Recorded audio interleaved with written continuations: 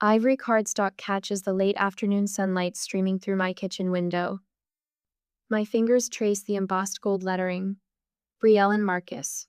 9 years of love. I arrange the invitations in neat stacks across my kitchen island, each one addressed and stamped, ready for tomorrow's mail run. 62 invitations to celebrate what took us nearly a decade to formalize. My phone rings. Mom's photo flashes on the screen, her Christmas portrait, perfect hair, perfect smile. I answer while sliding another invitation into its envelope. Hi, Mom. Brielle. Just checking in on my beautiful bride-to-be. Her voice carries that sing-song quality she reserves for what she considers special occasions. How are those invitations coming along? Just finishing up. I hold one to the light, admiring the shimmer of gold against cream. They turned out better than I expected. I'm sure they're lovely, honey. A pause. Her tone shifts, almost imperceptibly. Listen, there's a small issue we need to discuss. My stomach tightens. With Mom, small issues are rarely small. What's going on? She clears her throat. We need you to cancel your party. We're having Tyler's graduation BBQ that day. The invitation in my hand suddenly weighs 1,000 pounds. What? Mom, our date has been set for months. The venue is paid for. My voice sounds distant even to myself. Well, honey, these things happen. Her words breeze past my objection. Tyler finally finished his associate's degree. You know how hard he's worked. 2 years for a 1-year program. 3 different majors. My parents footing every bill. Let me talk to her. Dad's voice rumbles in the background before he comes on the line. Brielle, your brother finally finished his degree. This is important. My engagement is important too, Dad. You can reschedule. It's just an engagement party. The wedding's the main event anyway. Just an engagement party. 9 years condensed into something disposable. I stare at the 62 addressed envelopes. Postage paid. RSVPs included. The hours spent with Marcus choosing the perfect wording, the perfect paper. Our invitations are already sent, I say, my voice quiet but firm. We can't change the date now. Mom sighs dramatically as she reclaims the phone. You've always been so selfish when it comes to your brother. Why can't you ever consider his feelings? A familiar ache spreads across my chest. I reach for a glass of water, my throat suddenly parched. I'm not being selfish. We've had this date planned since January. Tyler just decided on his graduation party last week. Family comes first, Brielle. Dad's voice booms through the speaker. I picture him pacing their living room, face flushed with that righteous indignation he specializes in. You need to be the bigger person here. The bigger person. Always me, never Tyler. My fiancé is my family too. My hand trembles, but my voice holds steady. An image flashes through my mind. Empty seats in the auditorium at my college graduation. Magna cum laude. Engineering degree. 4 years of sleepless nights and summer internships. Sorry, honey. Tyler has a soccer tournament that weekend. Mom had explained over the phone that morning. The contrast cuts sharp. Tyler's middle school graduation a month later. Banners hanging from the porch. Relatives from 3 states crowding their backyard. A professional photographer documenting every moment. My achievements miniaturized. His magnified. My eyes drift to Marcus's family photo on the refrigerator. His parents flanking him at his promotion dinner last year, their faces beaming with pride. The way his mother called me the next day just to say how proud she was of me too for supporting him through 60-hour work weeks while he earned that promotion. That's what family means to them. Mom's voice grows increasingly distant as I finger the golden edge of an invitation. We've already invited everyone, she says. Your father's golf buddies, my church friends. It would be embarrassing to change plans now. I won't be canceling our engagement party. The words come out calmer than I feel. Silence stretches between us, heavy and electric. Dad's voice cuts through, cold as January steel. Then don't expect us to be there. Tyler will be so disappointed. Mom's theatrical sigh follows. Again. They hang up before I can respond. I stand alone in my sunny kitchen, surrounded by ivory and gold promises. Invitations scatter beneath my fingertips like fallen leaves. The perfect afternoon light now feels harsh, exposing. The front door opens. Marcus steps into the kitchen, briefcase dropping to the floor when he sees my face. What happened? I look up at the man who's stood beside me for 9 years. The man whose family celebrates my victories as their own. They want me to cancel our engagement party. My voice barely rises above a whisper. Tyler's graduation barbecue is suddenly scheduled for the same day. Marcus crosses the kitchen in 3 strides, his hands gentle on my shoulders. Would you cancel a celebration you've planned for years to accommodate someone else's last-minute event? Or would you finally stand your ground? And why does standing your ground always feel like a betrayal when family is involved? My phone buzzes against the kitchen counter like an angry hornet. It hasn't stopped for the past hour. I glance at the screen, another notification lighting up before the previous one fades. Aunt Susan. Sorry you're trying to ruin Tyler's big day. Your mother is devastated. Cousin James. Always thought you were the sensible one. Guess not. Uncle Robert.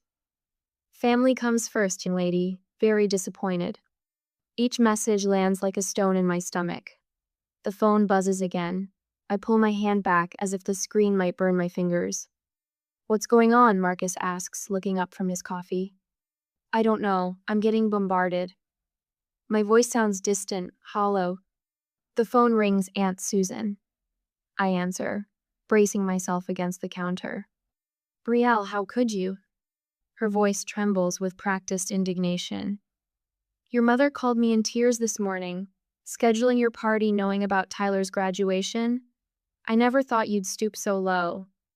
My grip tightens on the phone. What are you talking about? Tyler's graduation date was only set last week.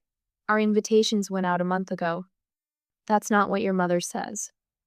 The accusation hangs in the air between us. You knew all along and did this deliberately.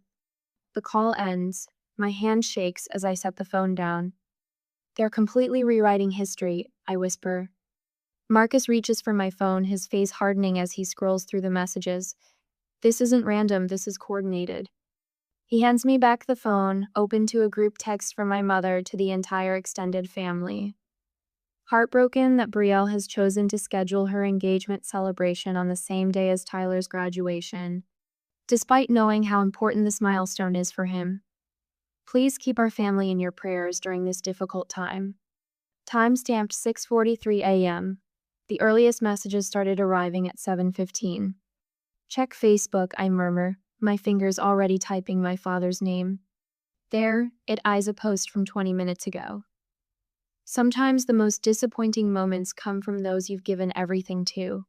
Pray for parents dealing with ungrateful children. 17 sympathetic comments already. Distant relatives offering prayers. Church friends promising support. Another text arrives, Tyler this time. I read it aloud to Marcus.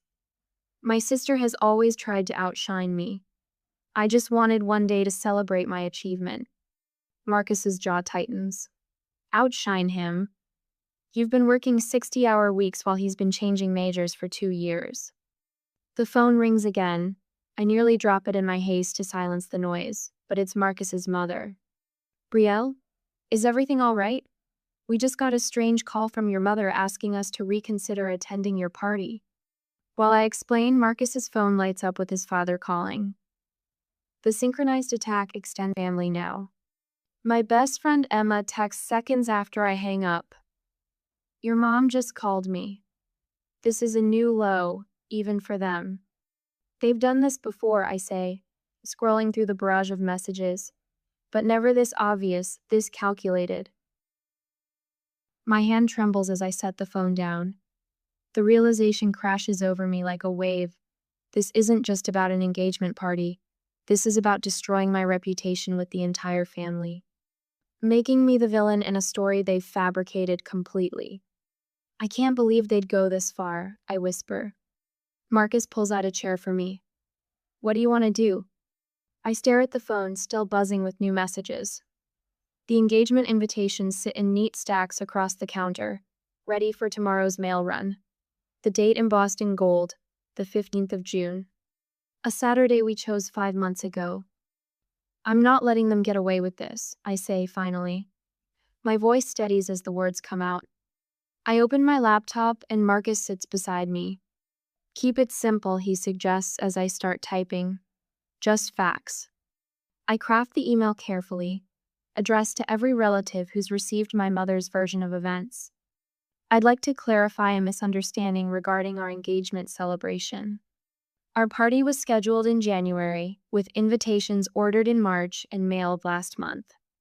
Tyler's graduation party was only announced last week.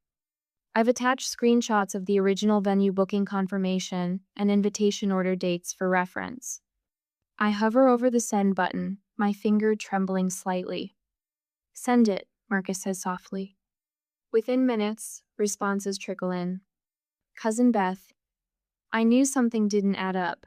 Your mother made it sound like you did this deliberately. Great Aunt Marge, your mother has always had a blind spot when it comes to Tyler, dear. I'll be at your celebration. Uncle Jim, who just hours ago called me selfish, now writes, appreciate the clarification. Family communication, am I right? My shoulders relax slightly as more supportive messages arrive. The narrative begins to shift, truth spreading like ripples in a pond. My phone buzzes again. Tyler, you're making this harder than it needs to be. Just move your party. I stare at his message, the entitlement so familiar, it almost doesn't sting anymore. Almost. I've been moving aside my entire life, I whisper to myself, setting the phone face down on the counter. Another notification appears, a number I don't recognize. I hesitate before opening it. You don't know the whole story. There's more your parents haven't told you. Call me if you want to know the truth, Melissa. I show Marcus the message. Who's Melissa? He shakes his head. No idea. I stare at the cryptic text, my finger hovering over the reply button. What more haven't they told me? Dawn breaks through my bedroom curtains in thin golden slices. I've been awake for hours, staring at the ceiling, my phone resting on my chest. The weight of it feels heavier than it should. 3 missed calls from Mom, all between 5:30 and 6:15 this morning. 1 voicemail. I press play and hold the phone slightly away from my ear. Brielle, it's Mom. Her voice drips with that manufactured concern she's perfected over decades. Tyler is absolutely devastated. Honey, it's not too late to do the right thing. Call me back. The right thing. As if there's only one possible right thing, and it's whatever benefits Tyler. My phone buzzes with a text from Aunt Carol. Family should come first, Brielle. Your brother worked hard for this. 2 years for a 1-year program. The phone buzzes again. Uncle Steve. Your mother is beside herself. Is this really the hill you want to die on? The doorbell rings. I slip on my robe and pad down the hallway, my bare feet silent against the hardwood. Through the peephole, Tyler's face appears distorted and fish-eyed. When I open the door, he's wearing that hangdog expression he's been crafting since childhood. Designer jeans, spotless white sneakers, and that easy, boyish smile that's gotten him out of trouble since he was 5. Hey, sis. He rocks back on his heels, hands stuffed in the pockets of his leather jacket. Can I come in for a sec? I step aside, noticing the glint of something on his wrist as he possesses a new watch. Stainless steel and sleek. A graduation gift, no doubt. Another reward for Tyler trying hard. Nice place, he says, though he's been here before. Twice. Listen, Bree, I've worked really hard for this degree, you know that. I don't correct him. Don't mention the dropped classes, the changed majors, the extra semesters our parents bankrolled without question. Mom and Dad just want to see us both happy. He perches on the edge of my couch, not quite settling in. That's all they've ever wanted. I reach for a stack of cloth napkins on the coffee table and begin folding them for the party, my hands steady and methodical. I am happy, Tyler. Happy for you and your degree. Happy for me and my engagement party that's happening today. He blinks, thrown off script.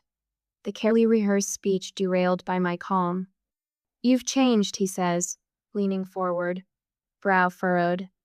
You used to be more understanding. My fingers smooth the edges of a napkin into a perfect triangle.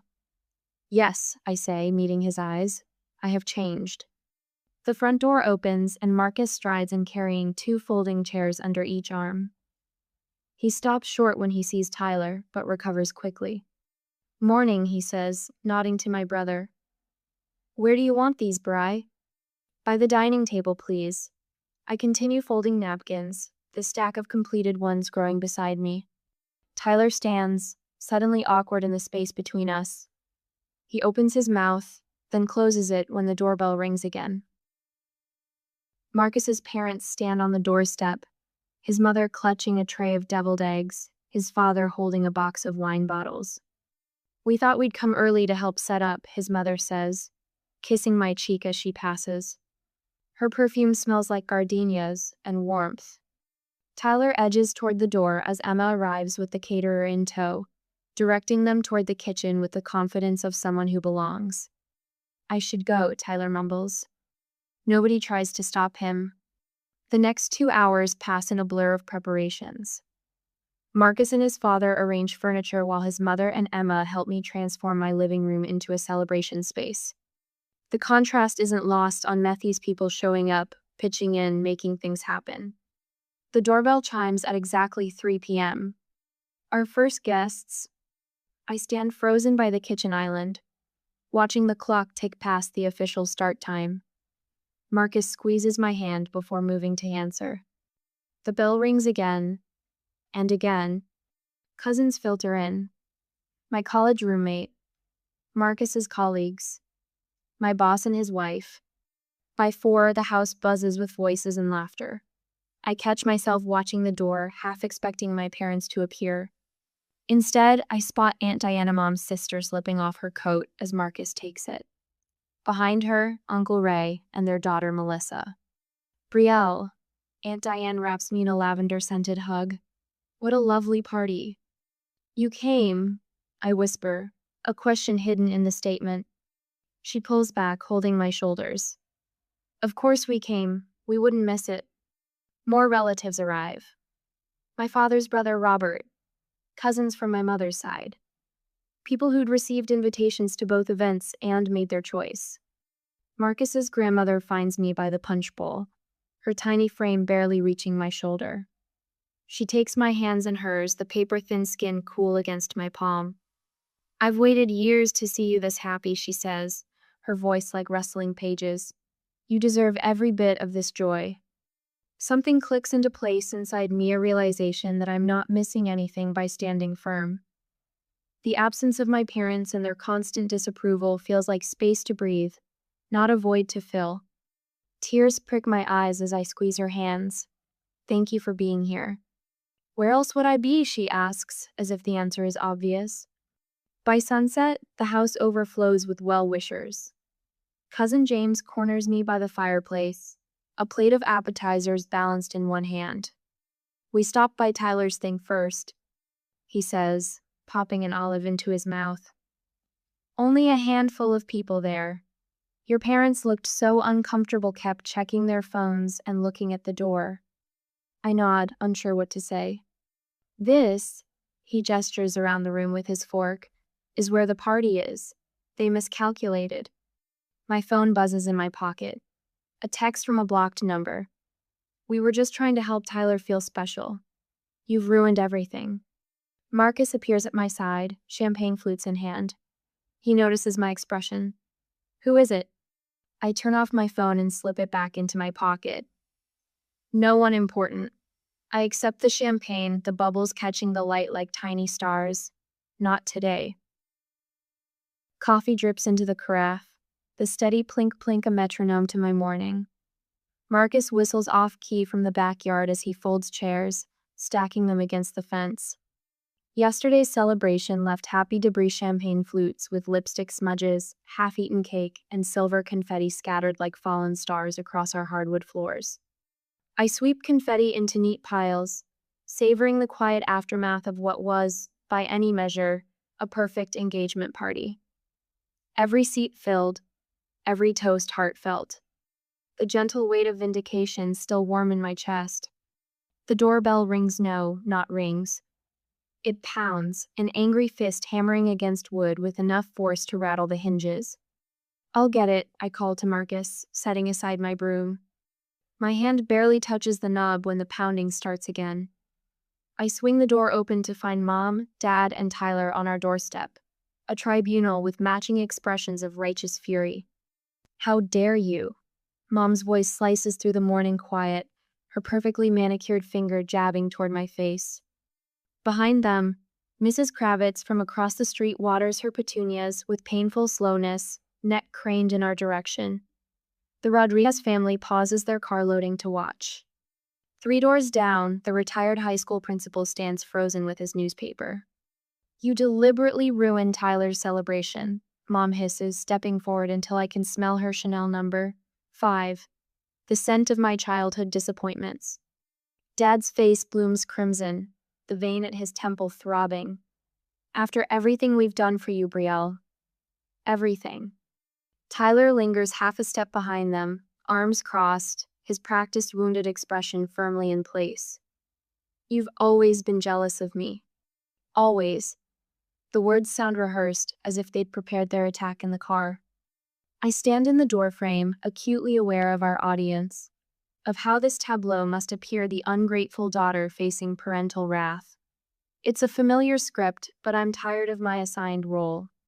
"I didn't ask anyone to choose between events," I say, my voice quieter than theirs, but steady as oak. "People made their own decisions." "Because you manipulated them," Dad barks, spittle collecting at the corner of his mouth.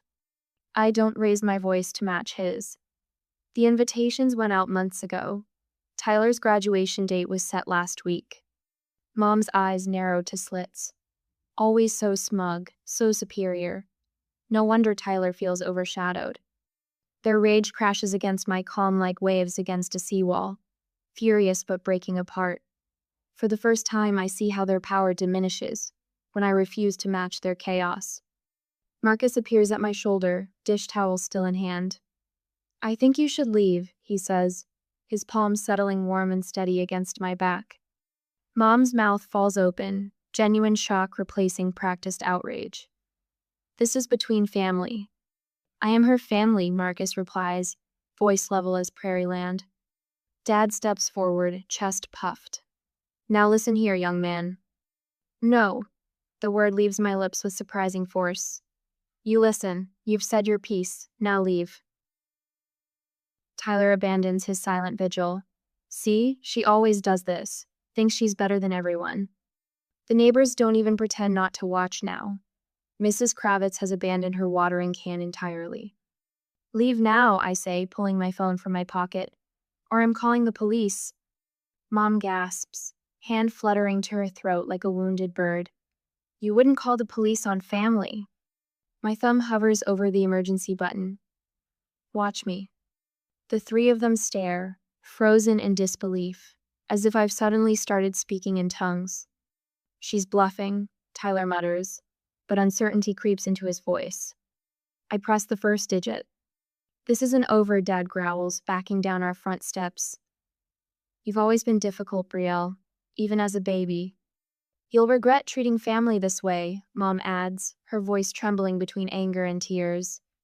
They retreat to their Lexus, hurling final barbs that fall short of their target. I stand unmoved until they drive away, neighbors slowly returning to their Sunday activities now that the show has ended. 4 hours later, my phone chimes with a text from Mom. "We were just trying to cheer Tyler up. His girlfriend left him last month. You could show some compassion." I show Marcus the message, my finger hovering over the reply button. "Are you going to respond?" he asks. I set the phone down, screen dark. No. There's power in that simple word, no explanation. No justification, no engagement. We spend the afternoon in peaceful silence, finishing our cleanup, the house gradually returning to normal. A week later, the doorbell rings again, not a pound this time, but a tentative press. Mom stands alone on our doorstep, her expression carefully arranged into contrition.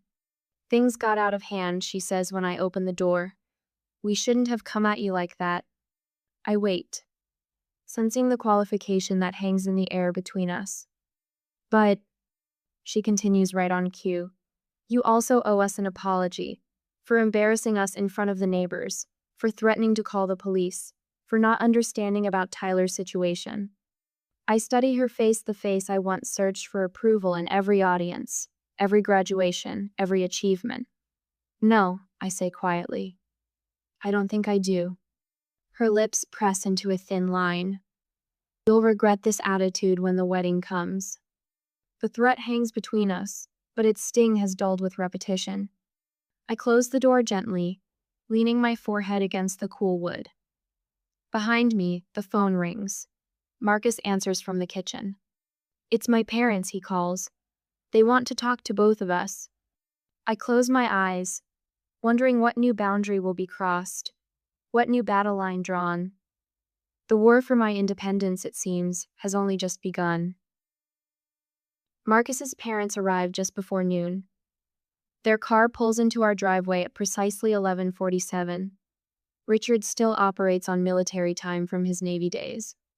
Through the kitchen window, I watch them emerge, faces drawn with concern I rarely see on their composed features. They look worried, I say as Marcus opens the door. Eleanor embraces me before I can finish my greeting. Her perfume the same Estee Lauder she's worn since the 80s envelopes me like a shield. Your parents came to our house last night, Richard says, not bothering with preliminaries. His white mustache twitches, a tell I've learned signals suppressed anger. Eleanor pulls back, smoothing her cardigan. 10 o'clock. No warning call. What?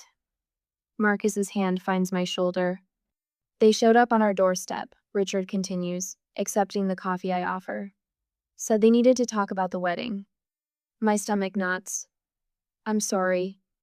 Don't you dare apologize. Eleanor's voice carries an edge I've never heard directed at me. We're not upset with you. What did they want? I ask, though I already know. Richard sets his mug down with military precision. New allies. They figured if they couldn't convince you, they'd recruit us. They spent 20 minutes explaining how you've turned against family. Eleanor shakes her head, silver's bouncing. They praised Tillerth's good son who still lives at home, calls every day, attends church with them. The cup trembles in my hand. And you believed them? Brielle. Richard's eyes the same warm brown as Marcus's lock onto mine. We've known you 9 years. We see who you are. My throat tightens. Eleanor takes the seat beside me. They suggested we both withhold wedding support. She reaches for my free hand. Can you imagine? The audacity.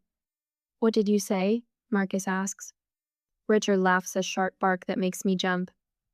I told them we support your decisions completely. That family doesn't manipulate family. Richard was quite direct. Eleanor's lips quirk upward. I believe the phrase emotional blackmail was used. Then we called you immediately, Richard adds, though it was late, so we waited till morning. A laugh bubbles up from my chest, surprising me. It's been weeks since I felt anything but dread when thinking about family. Marcus joins in, then Richard's deep rumble, and finally Eleanor's musical trill. The kitchen fills with the sound, washing away some of the heaviness I've carried. When the laughter fades, I rise from the table. I need to show you something. In my home office, I unlock the bottom drawer of my desk. The leather-bound journal inside has accumulated entries for nearly 15 years. I've never shown it to anyone, not even Marcus. What's that? Eleanor asks as I return. Evidence. I open to the first page, dated from my high school graduation. My neat handwriting documents the cancellation of my graduation dinner because Tyler had a baseball game. Page after page chronicles a pattern. Tyler's failed screenwriting business, funded by my parents to the tune of $40,000. My magna cum laude graduation, attended by only my cousin Emma because Tyler had a soccer tournament. The year my Christmas gifts were wrapped in newspaper while Tyler received a new car, because he needed reliable transportation for his pizza delivery job. I flipped through Faster Naomi Engineering Award ceremony. My parents skipped to attend Tyler's community college orientation. My promotion dinner, they left early because Tyler called with a flat tire. "You've been documenting all this?" Marcus asked quietly. I nod. At first, it was to convince myself I wasn't crazy, that the pattern was real. Richard's jaw tightens as he reads an entry from 3 years ago. "I've never seen it all together like this," I admit. "It's undeniable." Eleanor squeezes my hand. "What will you do now?" My mind is suddenly startlingly clear. I'm meeting Mom for coffee tomorrow at the Bluebird Cafe. Public setting, Richard notes with approval. Smart. She thinks it's reconciliation. I close the journal. She's wrong. I picture my mother sitting across the table, expecting apologies and compromise. But for once, the calm settling over me isn't forced or fragile. I'm bringing this. I tap the journal. It's time she sees what I've seen all along. "Are you sure?" Marcus asks. But his tone tells me he already knows my answer. I nod. No more pretending. No more accepting that I deserve less consideration than Tyler. The next afternoon, my mother's face brightens when she spots me entering the cafe. She's already ordered chamomile tea with honey, her afternoon ritual since the 70s. I slide into the chair across from her, place the journal on the table between us. "I'm so glad you called, honey," she begins. "I knew you'd come around. This is why I won't apologize." I push the journal toward her. Her smile falters. "What's this?" 15 years of evidence. She flips it open, confusion spreading across her features as she scans the first page. Then the second, by the third, color drains from her face. "You've been keeping score?" Her voice rises, drawing glances from nearby tables. I needed proof. For myself, mostly. She snaps the journal shut. "This is ridiculous. Families don't—" "I need distance," I interrupt. The words feel like releasing a breath I've held too long. "No contact until you acknowledge the favoritism." Her mouth opens, closes, opens again. "You're welcome to attend the wedding as guests," I continue. "Not as honored parents, your choice." Something shifts in her eyes, a mask slipping. "You've always been difficult, even as a child." There it is, the truth finally spoken aloud. Not disappointment that I'm failing to meet some standard, but resentment that I exist at all. "And that's exactly why I'm making this decision," I reply, voice steady. I stand, leave the journal on the table, her inheritance. At home, Marcus looks up from his laptop. "How did it go?" A peace I haven't felt in years settles over me. I smile and nod, the strained expression I've perfected for family gatherings, but something genuine. It went exactly as expected. On the coffee table, our wedding invitations wait, addressed but unsealed. Tomorrow's decision. Sunlight filters through antique lace curtains, catching the delicate beadwork on my dress. I stand at the window, watching guests arrive in twos and threes, each face familiar and welcome. No strangers invited out of obligation. No empty chairs where parents should sit. The venue buzzes with genuine laughter. Flowers in shades of cream and blush adorn every surface, exactly as I pictured. Marcus's mother arranged them herself, staying up late with me last night, her fingers working alongside mine. "Ready?" Marcus's father appears in the doorway, his silver hair combed back, boutonniere perfectly straight. I smooth my hands over ivory silk. "Yes." He offers his arms, sturdy and sure. "You look beautiful, Brielle." No drama, no last-minute demands. Just calm certainty as we walk toward the garden where Marcus waits.